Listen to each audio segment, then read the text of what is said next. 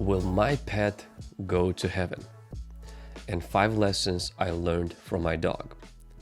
Toward the end of the video, stay till the end. I'm gonna answer the question, will your pet go to heaven? But first and foremost, USA is the country with the highest pet dog population at around 75 million. Over 62% people in the United States own a pet, and about 400 million in the world. Now, my wife got a dog.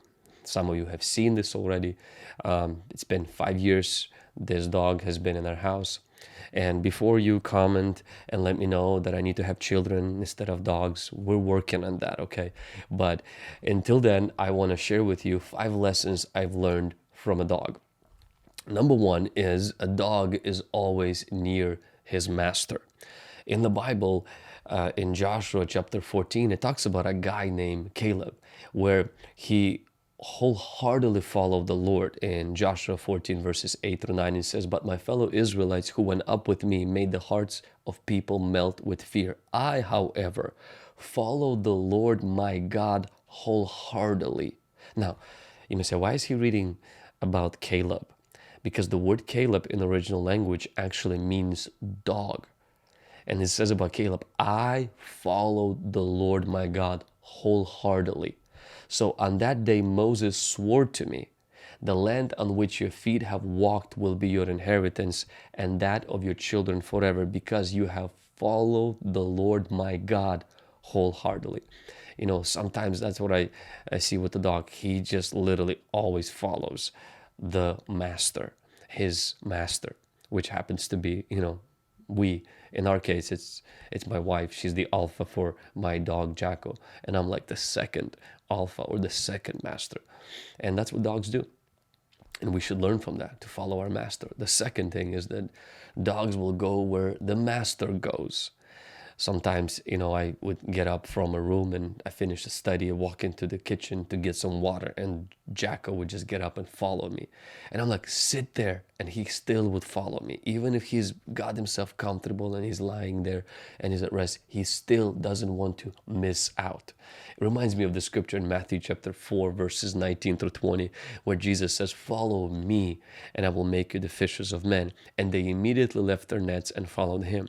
It reminds me of the scripture in Revelation where it says that they followed him, they followed the Lamb where the Lamb goes. If you want to be that follower, you got to be like that dog in regards to your master, that everywhere Jesus goes, you go. Where he leads, I will follow.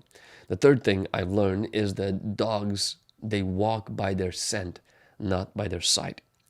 In fact, the scent, the dog's sense of smell is 1,000 to 10 million times better than mine. He has from 125 million to 300 million scent glands, compared to 5 million for humans. And the part of the brain that controls the smell is 40 times larger in a dog than in a human. So I think it's a good example for us to not live by sight, as scripture says in 2 Corinthians chapter 5 verse 7, but to walk by faith. That we live by spiritual senses. We live by our spiritual sense called faith, not by what we see or what we feel. The fourth thing that I've learned from a dog is that dogs enjoy small pleasures in life. Sometimes it's the simple things, that dumb toy, a small little snack, a little, pat, and, hey, jump up, running, and just small pleasures, and that's it. They're walking around with their tongue out, with their tail, wiggling, and they're just so happy. And they seem to not hold grudges. They seem to just kind of take life easy. And it reminds me of the scripture in Luke chapter 12, verse 15, where Jesus said, "Take heed and be aware of covetousness, for one's life does not consist in the abundance of things he possesses." Reminds me of the scripture that Paul tells Timothy, 1 Timothy chapter 6, verses 6 through 8. "Now godliness with great contentment is a great gain. For we brought nothing into this world, and it is certain we can carry nothing out. Having food and clothing, with these we shall be content. As with the dog, so is with us.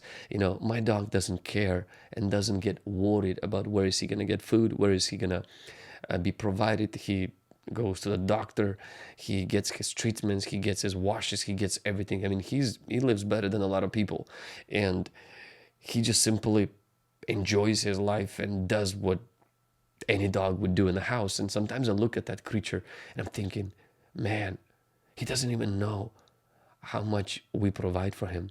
And I'm reminded of the fact that the Lord provides for us the same way. And he wants us not to worry about what tomorrow will hold, because he genuinely cares for us. Unlike a dog, we're made in the image and likeness of God. And Jesus died for us, and he loves us deeply, and he will provide for us. The fifth lesson that I've learned is that dogs can be trained. I mean, my dog is pretty stupid. Okay, he's not super trained. Partially is because we didn't take the time to train him. But he can do few tricks, okay? But there are dogs that can dance, skateboard, surf. Actually, they can catch stuff with their paws. They can ride a tricycle. They can even do backflips. They can do horseback riding. They can use a urinal, and they can scoop their own poop. Now, Jacko is yet to learn any of these sophisticated skills, but he can do simple things like sit, like give me a shake, up, jump up, and, to your place, and he knows where to go. And so he can learn these things. He already learned these things. And of course, he learned them by me practicing with treats and my wife practicing with treats. But it reminds me of the verse in Hebrews 5:8. It says, though he was a son, yet he learned obedience by the things he suffered. We all can learn obedience. In Hebrews chapter 5, verse 14, it says, but the solid food belongs to those who are full of age. That is, those who by reason of use have their senses exercised to discern both good and evil. Hebrews 5:14, meaning that we have to exercise in godliness. We have to grow. We have to be trained. We have to be taught the right way. And thus, we can live our life in a way that pleases God. Now, can pets go to heaven? Will my dog go to heaven? Before I answer the question, let me build a little framework. The Bible does state that both men, Genesis chapter 2, verse 7, and animals, Genesis 1:30, Genesis 6:17, Genesis 7:15, and Genesis 7:22, that both men and animals have the breath of life. That means animals and men are living beings. Means animals have a soul. The primary difference between human beings and animals is that humanity is made in the image and likeness of God, while animals are not. Now, animals or pets were part of God's creation in Genesis, and God said they are good in Genesis chapter 1, verse 25. Therefore, there is no reason why there could be no pets or animals in the new earth. In fact, we do see that animals will be in the new earth in Revelation chapter 21, verse 1.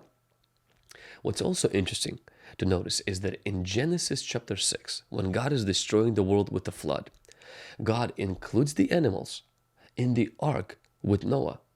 And no less than 6 times God mentions his covenant not only with Noah, but with the animals. God's original creation has been subjected to degradation, to decay through sin. But in Romans chapter 8, verses 20 through 21, it says that it will be restored to the place as it was in the beginning, and that the creation groans.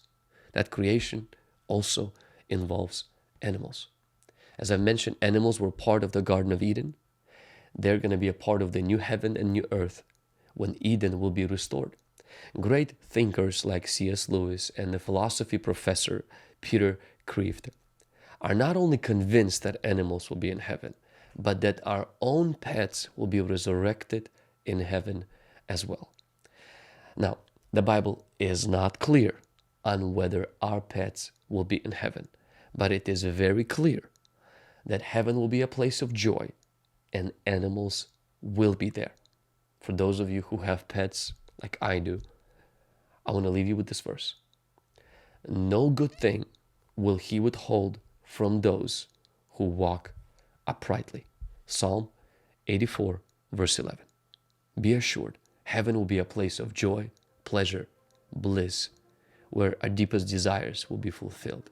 And I believe that probably, most likely, our own pets will be there. Thank you for watching this video. Hey, let me know in the comments what you've learned. Hit like, subscribe to this channel, and click on the bell so you can be reminded each time we upload new content. Thank you. Until next video.